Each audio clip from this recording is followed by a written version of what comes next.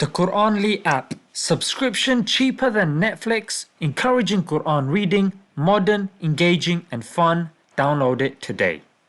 Assalamu alaikum guys, and welcome to another episode of Smile to Jannah. Anytime we want to know about what's going on in the Muslim world, S2J News is the best place to go. It's a website I started for this precise reason. French Algerian footballer sanctioned for Allah is great on his t-shirt. Young French Algerian footballer Enzo Sternel faces exclusion from the under-16 France team over celebrating a goal by showing an under t-shirt which reads Allah is great. The intensification of Islamophobia in France has become increasingly evident. Oh yes, just recently they have banned the abaya, the long loose garment that women wear to stay modest, mate. And this has been banned in schools as well as of course the hijab, because the hair, oh my god, why are you covering the hair? I want to see your hair, mate. That's what defines my freedom as a Frenchman, and I've got the audacity as a Frenchman to tell you Muslims that your morality is not good enough, mate. So the article goes on to say the promising young French Algerian footballer Enzo Sternel has been omitted from the under-16 French national team due to a religious celebration. Omitted, mate. Somebody writes Allah is great on his t-shirt and that's enough for them to be omitted. That is the most neutral thing a person can say. But oh no, the sentiments of the atheists, people that claim, you know what, we're not a religion, we're not a movement, we just don't believe in a God. But why is it your ideology is now impeding on the ideology of the majority? Yes, majority of the people on the planet are theists. And you know what? Even the Christians should be concerned by this, because as we know, Jesus spoke Aramaic. And if you go to the Aramaic Bible and you type in God, you will see that it will get translated as Allah. So the two biggest religions in the world are in agreement that God is Allah. So if this guy is merely praising God, he's not even calling towards something, he's merely expressing an opinion. If for 1 second we look at the West, we will realize that vices are on the rise, be it gambling, alcoholism, murder, child abuse, lying, cheating, stealing. So if an entity whose teachings stand against all of these vices that are taking down our societies here in the West, wouldn't you want to promote it? Wouldn't you be happy when people are going towards it rather than say liberalism, secularism, which promotes subjectivism, individualism? Me, mate, this is the only thing I can be sure of, mate. Everything else is a giant question mark. If you got people like this in society that don't even believe that you exist and that they possibly exist, they are a threat, mate. Now, that being said, you might go, you know what? It's football, mate. It's, devoid of politics.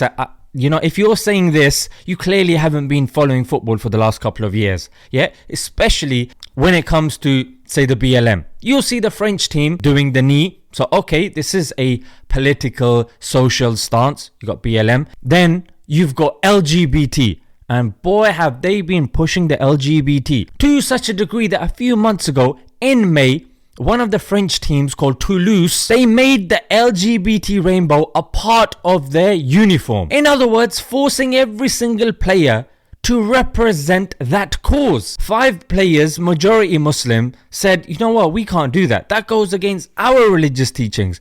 And the only way they could move in the middle was, you know what, these people then can't play that match. So just because you are not peddling a cause that the liberals and the secularists think that this is the cause, mate, you again think that you're in a position to set the standard. When it comes to killing, you'll be like, yeah, that's wrong.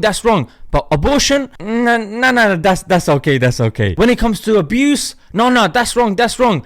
But if she's charging, that's okay. When it comes to FGM, no, that's wrong. When it comes to piercings and labiaplasty down there, oh no, that's fine.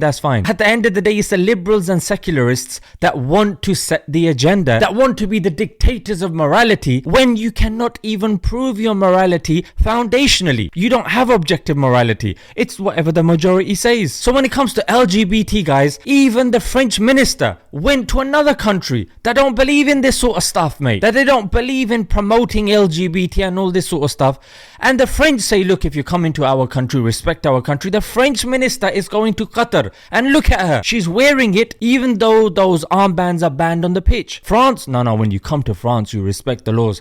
Qatar, no, we're going to enforce our morality onto you because we know what morality is. So this is what it is, guys. They pay more priority and attention to sex. Let's be honest, yeah? Sex with another man.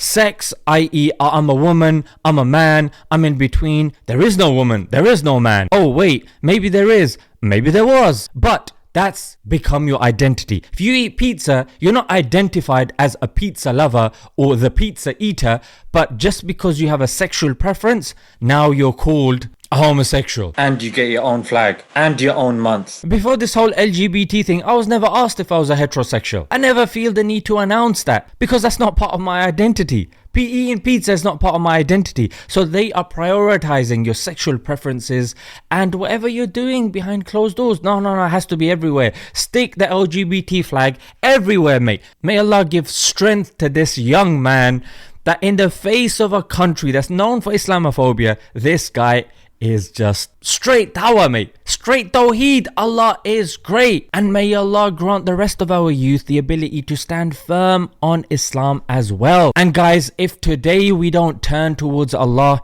then when will you? They can't even define what a woman is without it ending up in a 1-hour debate. Let's leave it there, guys. Until next time. Assalamu alaikum.